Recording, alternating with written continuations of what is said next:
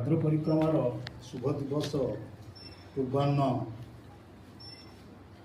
केवल ठाकुर को लीला कथा कहवाटा कहीं मोर मन को आसे गोटे गोटे प्रकार नीरव गोटे संदेश मुझे पशि आसली नकुल भाई बसती सम्माननीय नकुल भाई कोटभंगार कथा पढ़ु पढ़ु कथा कहले मुझे सरस्वती पूजा दिन जहाँ भी गोटे सत्संग कह प्रच्छन्न भाव तो आचार्य जो प्रकार जोगाण देते सत्संग करने मैंने बाध्य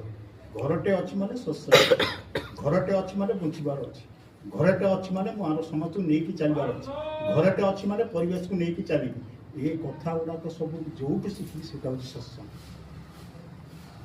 आ व्यतीत कौटी ना बड़ बड़ सब राजनीतिज्ञ आसी ठाकुर पाखे महामानव सागर तीर पढ़ुले बड़ बड़ लोक सब आस ठाकुर पाखे पहुँचे सब प्रकार समस्या कथा कहते से ठाकुर कहते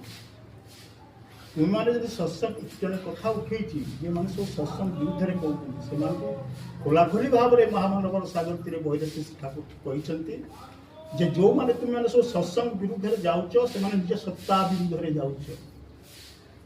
निज घर विरुद्ध जाऊच निज जीवन शैली विरुद्ध जाऊच निज परिवार विरुद्ध जाऊच निज संतान संतति विरुद्ध जाऊच निज बंचा बढ़िया विरुद्ध जाऊच से दिन बड़ बड़ राजनीतिज्ञ लोक मान लक्ष्य करके तेणु मो घरटे अच्छी माने वर्ष को थरे सत्संग हम जो आज प्रेरणा से जोटा भाद्र परिक्रमार सत्संग घरे सत्संग हम कहीं हम गोटे सुंदर कथाटा कनेक्टिव है जो नकुल भाई मत कथा कहले मो घरे सत्संग हम ये मनन कला बेले ठाकुर जोगे दिखती से भावना से दिन हेम भाई जड़े रीति शुणु घरे मुझे कहीं सत्संग करी कहीं सत्संग करने बाध्य कहीं भाई कहते नरोत्तम भाई दीक्षा नापे बाध्य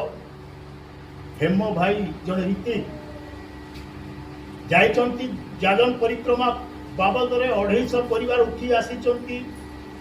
पूर्व बांग्लादेश आमर देवघर ता भितर गोटे परिवार से किंतु आश्रम ठार कतिपय दूर रही घर द्वारा कर बंगाली लोक स्वामी किंतु पूर्व बांग्लादेश जाइए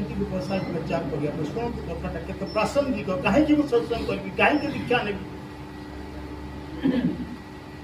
जिते से जाइए से रीति केत जन को धरिकी घर प्रवेश कर भाई किंतु से माँ किंतु दीक्षा नहीं ना से माँ किंतु दीक्षा नहीं ना हेमदा जिते जाइए पाखे बसुंट